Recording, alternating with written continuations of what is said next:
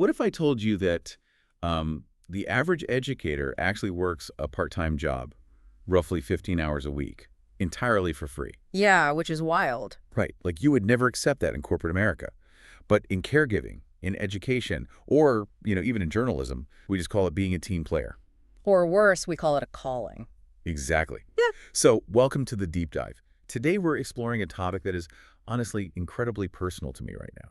It's about drawing the line. Yeah, we're looking at why setting firm professional boundaries is actually this profound act of self-respect. It's absolutely not a lack of dedication. No, not at all. Yeah. And we've got a really fascinating stack of sources for you today. We're pulling from psychological essays on burnout, legal and safety union guidelines, journalism strategy guides from the American Press Institute, and some incredibly tactical scripts from veteran educators. Right, specifically tapping into the mentorship of the peaceful educator and Grace Stevens. And the mission here is highly practical. We really want to empower you to completely dismantle that martyrdom myth in your own career. Yes. So we are going to equip you with exact scripts and legal frameworks to protect your peace, your time, and your professional standards. And to you listening right now, have you ever felt that crushing guilt of just trying to leave work at work? Have you ever sat in your car dreading going inside to face, like, a bully client, an angry parent, or a gaslighting boss? Feeling paralyzed because you view your job as this noble cause? If so, this deep dive is entirely for you because, and I'll be vulnerable here, I am living this right now. I know you are. Yeah, I'm dealing with administrators who tell me I just need to, quote, build better relationships when I am actively being yelled at by a parent. Yeah. So I really need your peaceful educator mentor energy today. Well, I am ready. I'm here for it. But before we can actually draw those boundaries, we have to understand the psychological trap that prevents us from setting them in the first place. Right. Because we are deeply, deeply conditioned to accept the erosion of our boundaries. Okay, let's unpack this. Because there is this intense pressure to be the savior, and the media absolutely fuels it. Right. Oh, 100%. There's an article from Psychology Today in our SAC that points the finger directly at Hollywood. They romanticize the superhero teacher. Think of movies like Freedom Writers or Stand and Deliver. Right. The narrative arc is always identical in those. The teacher works 80-hour weeks. They entirely sacrifice their personal life. Their relationships fall apart. And in some of these stories, they literally end up hospitalized from exhaustion. Yes. And the movie frames this as the ultimate triumph. It frames immense suffering as a virtue. But the reality is bleak. Going back to that statistic from veteran educator Grace Stevens, donating an average of 15 hours of unpaid personal time every single week. Unsustainable. Completely. And when that realization hits, usually around what she calls the shocktober of your first year. October, yeah. Yeah, when the September adrenaline wears off. That cinematic idealism just turns into pure dread. Yeah. I remember sitting in my car last week staring at a stack of ungraded papers, realizing I had fallen straight into this trap. And what's crucial to understand is that this isn't isolated to education. If we connect this to the bigger picture, the American Press Institute identifies the exact same phenomenon in journalism. They call it the service trap. The service trap. Yeah. I love that term. What exactly is the mechanism there? Like, how does the trap actually spring closed on you? So the service trap is driven by a toxic underlying belief that the service you are providing to society is so vital, so inherently noble, that it excuses whatever it takes to get the work done. Wow. Okay. Yeah. In journalism, it means covering every single community meeting, even if you haven't slept. In teaching, it means buying school supplies out of your own pocket. Right. The mechanism forces a focus on sheer quantity over depth. You stop seeing your output as a thoughtfully designed product with a beginning, middle, and end, and instead you're just on a treadmill of endless service. So are we as a society just treating certain professions like a calling so we can guilt trip people into doing free labor? Honestly, it is an incredibly effective systemic mechanism. Framing a job as an identity or a vow of poverty rather than a profession held by someone with a master's degree and specialized training, that is the very first step to eroding a worker's rights. Because if it's your identity, any refusal to do extra work feels like a moral failing on your part. Exactly. Which brings us to a really heavy concept from the peaceful educator source, which is moral injury. It's not just that you're tired, it's much deeper than burnout, right? It is. Burnout is a depletion of energy. Moral injury is the psychological fracture you experience when you are forced to act against your deeply held ethical beliefs. And all under the guise that your job is a calling. So mechanically, how does that fracture actually happen? Let's say you have a student who genuinely cannot read at grade level, and your administrator pressures you to pass them anyway just to keep graduation rates up. Ugh, yeah, I've been there. When you pass that student, you are participating in a system that ensures they will fail in adulthood.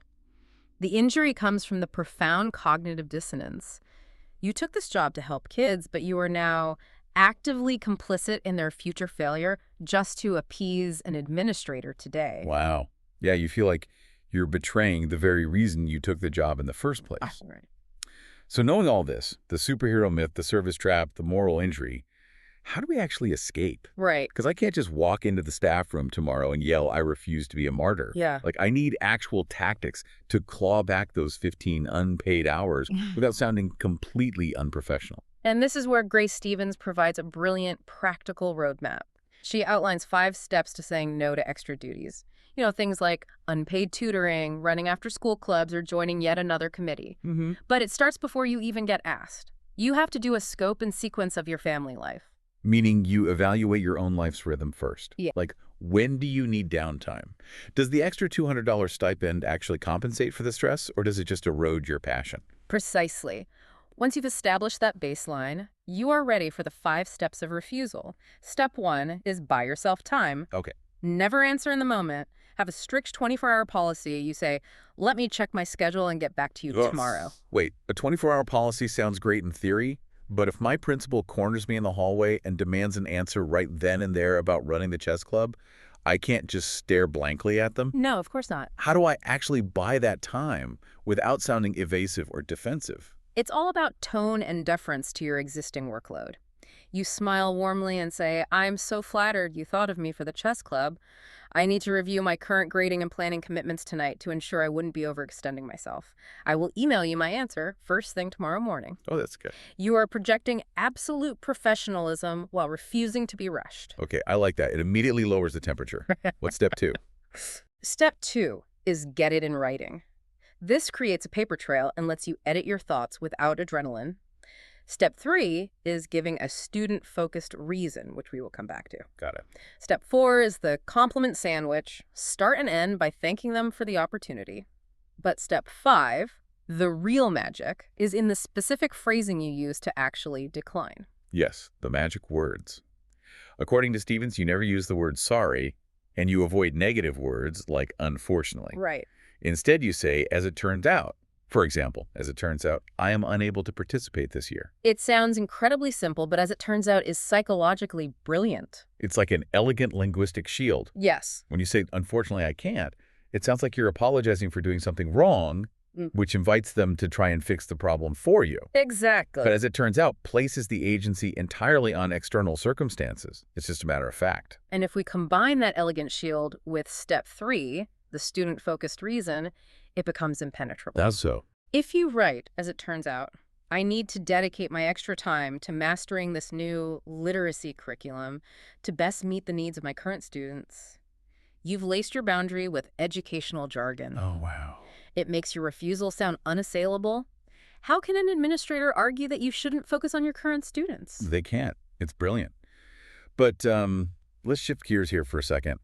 Guarding my free time from the chess club is one thing.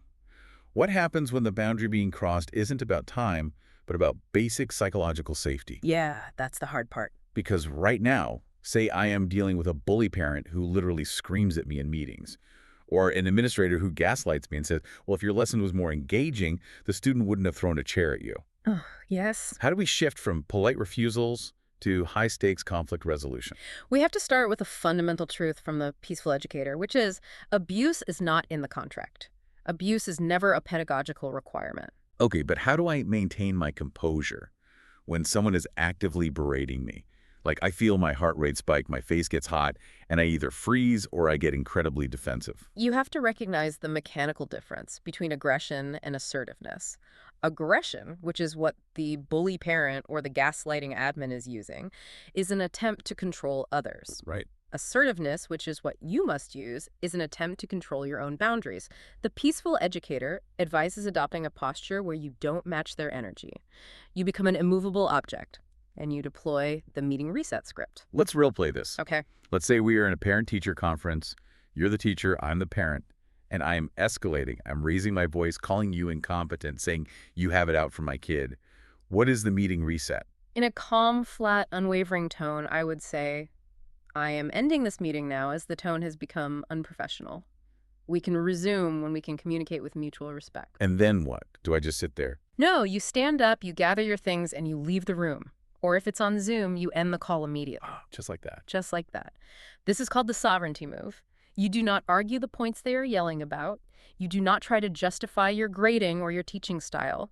You simply state the boundary regarding the abuse, and you disengage. But wait, if you're dealing with a bully parent or a gaslighting admin, doesn't walking out of a meeting make you look insubordinate? Won't you get in trouble? I would be terrified of the professional fallout. And what's fascinating here is that fear of fallout is exactly what the system relies on to keep you compliant. Yeah. But setting this boundary is a profound act of professional self-respect, peace over popularity. However, you are absolutely right to anticipate fallout. Because they're going to complain. The second you walk out, that parent is calling the principal to complain about you, which is why the meeting reset must immediately be followed by the digital anchor. The digital anchor. I love this concept. It's like sealing the black box before the plane crashes, You are locking in the flight data so no one can rewrite history later. That is the perfect metaphor. A digital anchor is an immediate, factual, written record sent to the administration before they can spin the narrative. It prevents administrative gaslighting. Which is when a principal minimizes your experience by saying, oh, they weren't that loud, or you just need thicker skin. Exactly. It relies on a strict documentation framework. Which have three parts, right? Observation, impact, and boundary. So the observation needs to be completely objective, not the parent was acting crazy. It needs to be, at 3:45 p.m., the parent raised their voice and stated, quote, you are a terrible teacher and I will have your job, end quote. Perfect. Then the impact. You strip all the emotion out of it, not, I felt scared and wanted to cry. Instead, this aggressive behavior prevented a professional discussion regarding student progress. And finally, the boundary. Future communication regarding this student will now take place via email only to ensure a clear and professional record. Wow, you are entirely taking control of the narrative. You are. And for the inevitable angry emails that follow, you use the folder strategy. You create a specific inbox folder, call it admin review, and you route all aggressive communications straight there. So you don't even see them in your main inbox. Exactly. You do not reply immediately. You apply the 24-hour sunset rule. Let the emotional charge dissipate before you even read it, let alone respond. This idea of the digital anchor, creating an immediate written record, isn't just a defense against hurt feelings or angry parents, though. It naturally leads us to the final and perhaps heaviest part of our sources, which is defending our actual pedagogical and legal standards. Yes. Let's talk about the pressure to lower standards, the failure to fail pressure we mentioned earlier. This is a massive source of the moral injury we discussed. An administrator pressures you to pass a student who has done absolutely no work just to avoid parental pushback. And as a teacher, you know that doing so is professionally dishonest. The peaceful educator calls the defense against this dignified differentiation. Right. Dignified differentiation means you have meticulous records showing that you provided multiple avenues for the student to succeed without lowering the bar of the actual standard. The sources talk about academic, narrative, and visual access points. Let's break those down so they make sense to everyone. What are these access points? So academic access might mean adjusting the reading level of the text without changing the core concept. Okay. Narrative access means teaching the concept through a story or a real-world example to hook their interest. And visual access means providing infographics or video supplements. Got it. So you provided all these tools to help them climb the mountain, but you haven't lowered the mountain itself. Exactly. So when the admin tells you to just give them a passing grade anyway, your stance becomes, I have differentiated this instruction comprehensively. Lowering the standard further is not differentiation. It is a reduction of expectations that robs this capable student of their dignity. That is powerful. And you back it up with data. You cite John Hattie's massive educational research on high expectations. Right. Hattie's research is legendary in education. The source mentions his research has an effect size of 0.43. For the listener who isn't an educational researcher, what does that actually mean? In educational research, an effect size is a way of measuring how much a specific teaching strategy actually impacts student learning. Anything over a 0.4 is considered the hinge point, meaning it is a highly effective strategy that visibly accelerates learning. Okay. Hattie found that having high expectations scores a 0.43. Which means it mathematically visibly works. Yes. Statistically, reducing expectations for a capable student is proven to be a low-impact, damaging strategy. You are using the science of learning to defend your boundary. So you document the academic standards to protect the student's dignity and your professional license. But here's where it gets really interesting. What happens when the hazard isn't academic? What if it's physical? That brings us to the Flynn Scientific Safety Guidelines for science teachers.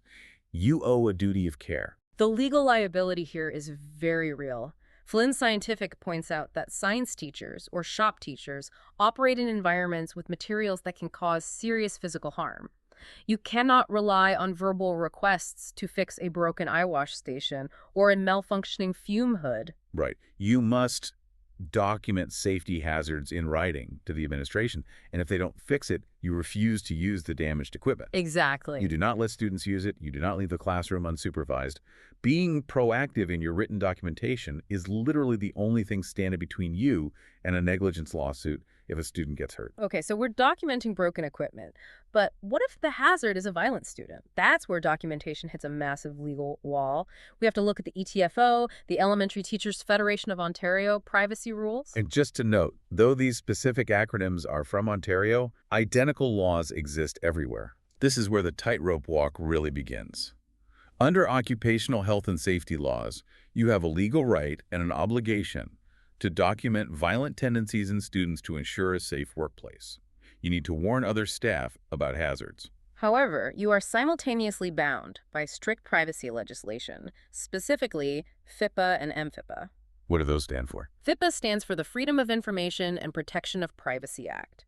It governs what public institutions can do with personal data. Any note you take about a student's behavior, medical history, or accommodations is considered identifiable personal information. Wait, even if I just use their initials to protect their identity? Like, if I write on a sticky note, JS threw a chair today. Even if you use initials, it is still considered identifiable personal information in the context of your classroom. And this raises an important question: who owns those notes? I assume I do.